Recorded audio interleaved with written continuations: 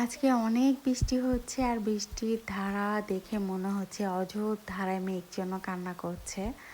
তো hello everyone, আসসালামু আলাইকুম। আশা করছি সবাই অনেক ভালো আছেন। আমরাও আছি আলহামদুলিল্লাহ। আর এই বৃষ্টিতে আমার স্যান্ডেলগুলো একদম চলে যাচ্ছে। তো যাই হোক, যেখানে ইচ্ছা যাক। তো চলুন আজকে আমি আপনাদের সাথে একটা জিনিস শেয়ার করি। আমার তরি মাঝে মধ্যে এমন কিছু জিনিস তৈরি করে, দেখলে মনে হয় যে ও এগুলো কোথা থেকে শিখলো, বা ওর মাথায় এত সুন্দর সুন্দর আইডিয়া কোথা থেকে আসে। আর ওর এই ক্রিয়েটিভিটিসগুলো দেখে আমার আসলে খুবই ভালো লাগে যে এত ছোট বয়সে ও অনেক কিছুই আর কি বানানোর চেষ্টা করে। তো আমি চিন্তা করি যে এই আইডিয়াগুলো আসলে ও পায় কোথা থেকে। তো তখন খেয়াল করলাম যে ও টিভি যখন দেখে তখন আজে বাজে কোনো কিছুই দেখে না। ও মূলত টিভিতে এই ধরনের আইটেমগুলোই দেখে থাকে, মানে যেগুলো আর কি শিক্ষণীয়। যেমন হচ্ছে বিভিন্ন ধরনের পুতুল ড্রেস, তারপরে যেগুলো ক্লে দিয়ে কিভাবে কি বানানো যায়, এরকম আরও বহু ধরনের ভিডিওসগুলো ও দেখে, যেগুলো দেখে অনেক কিছু শিখতে পারে এবং অনেক কিছুই ওর মধ্যে ধারণা চলে আসে, যেগুলো পরে আমাদের সাথে আর কি শেয়ার করে। তো আসলে তরি ঈদের স্যালামি পেয়েছিল। তো সেই স্যালামি দিয়ে ও হচ্ছে এই ক্লেগুলো কিনেছিল। প্রথমে আমি দেখে অনেক বকা দিয়েছিলাম যে এতগুলো টাকা দিয়ে কেন ও এগুলো কিনতে গেল। তো যাই হোক, পরে মনে হলো যে ওর মধ্যে যে প্রতিভাটা আছে আসলে ওইটাই ও কাজে লাগাতে চাচ্ছে। মানে ও টিভিতে দেখেছিল যে ক্লে দিয়ে অনেক সুন্দর সুন্দর জিনিস তৈরি করা যায়। তো সেখান থেকে আর কি ওর এই সমস্ত করার আইডিয়া।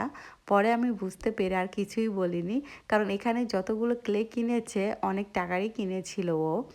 তো পরে আমি ওকে বললাম, ঠিক আছে, তুমি যেহেতু এগুলো দিয়ে অনেক কিছু বানাতে পারো, তো আমার একটা কাচের জার আছে, ওখানে তুমি সুন্দর করে ফুল বানিয়ে সেট করে দিতে পারো। তো তখন ও খুশি হয়ে আরও নতুন নতুন আর কি ডিজাইন করে তারপরে এই যে বোতলে লাগিয়ে দিচ্ছে। আর এটা লাগানোর পরে সত্য কথা বলতে বোতলের লুকটাই কিন্তু পুরাই চেঞ্জ হয়ে গিয়েছে। আমার কাছে অনেক ভালো লেগেছে। তো তৈরির এই সমস্ত আইডিয়া আসলে অনেক কাজের। আপনাদের কাছে কেমন লেগেছে অবশ্যই কিন্তু আমাকে জানাতে পারেন।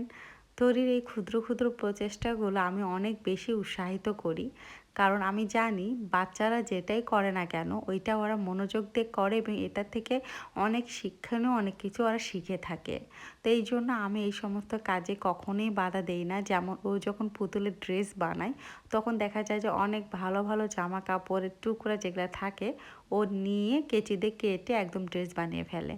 প্রথমে হয়তো বা মনে হয় যে এত ভালো ভালো কাপড়গুলো কেটে দিচ্ছে, কিন্তু পরে মনে হয় যে না, ও তো ওর মানে পছন্দ মতোই ড্রেসগুলো বানিয়ে দিচ্ছে পুতুলের। তো ওইটা দেখতেও ভালো লাগে যে ওর আইডিয়াগুলো আসলে অনেক সুন্দর। যেখানে আমি আসলে সত্যি কথা বলতে সেলাই একদমই পারি না বললেই চলে, সেখানে আমার মেয়েটুকু বয়সে সুই দিয়ে খুব সুন্দর করে সেলাই করতে পারে। তো যাই হোক, বোতলের কাজটা একদম শেষ আর দেখতেই পাচ্ছেন ফুলটা দেওয়ার পরে কিন্তু বোতলটা দেখতে আরও বেশি সুন্দর লাগছে। তো এইটাকে আমি তো আগে থেকেই কিচেনেই রেখেছিলাম। তো এরপর আবারও আমি কিচেনে রেখে দিলাম। আর রেখে দেওয়ার পরে সত্যি বলতে কিচেনের লুকটাই কিন্তু অন্যরকম লাগছে। আমার কাছে ভীষণই ভালো লাগছে, অন্যরকম আর কি একটা ফিলিংস হচ্ছিল। তো যাই হোক, এখন আমি আপনাদের সাথে একটা জিনিস শেয়ার করছি। এই যে দেখতে পাচ্ছেন একটা সবজির মতো লাগছে, এটা কিন্তু আসলে সবজি না। এটা আপনাদের বলতে হবে যে এটা আমি কি রান্না করছি। আজকে আমি বিভিন্ন সবজি দিয়ে একটা সবজি রান্না করছি। আমাদের উত্তরাঞ্চলে মানুষ কিন্তু এই সবজিটা রান্না করে খায়, বিশেষ করে এই যে কাঁঠালের বিচি দিয়ে এই সিজনে এইটা দিয়ে রান্না করলে ভীষণই মজা লাগে। আর এই সবজিটা রান্না করছি আমি চিকেন দিয়ে, দেখতেই পাচ্ছেন। তো এতক্ষণ ধরে বকবক না করি আপনাদের সাথে ক্লিয়ার করে দেই। আসলে ওইটা হচ্ছে কলা গাছের যে ডাঁটা থাকে, মানে কলার পাতার সে পাতার যে শিরটা থাকে, সেই শিরটা আর কি সুন্দর করে ছিলে তারপরে কেটে নিতে হয়েছে। তো ওই কলার শির দিয়ে আর কি এটা রান্না করতে হয়। আমি জানি না আপনাদের অঞ্চলে এইটা খাওয়া যায় কি না, কিন্তু আমরা কিন্তু খাই। যদিও ব্যাপারটা একটু মানে হাস্যকর বটে। আমার আম্মুর হাতের এই সবজি রান্নাটা আমি অনেক পছন্দ করি। প্রত্যেক কাঁঠালের সিজনে আম্মু কিন্তু এই কলার শিট দিয়ে অনেক সুন্দর করে এই সবজিটা রান্না করে থাকে। আম্মুর হাতের এই সবজিটা যারা একবার খাবে আসলেই তাদের কাছে অনেক ভালো লাগবে।